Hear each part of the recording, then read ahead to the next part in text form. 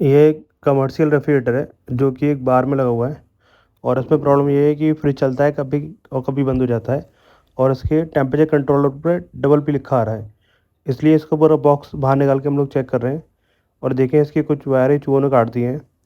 अब इसकी वायर हमने जॉइंट किए हैं। ये टेम्परेचर सेंसर के वायर थे। ये देखें इसकी वजह से अब ये टेम्परेचर रीड शो हो रही है इसमें।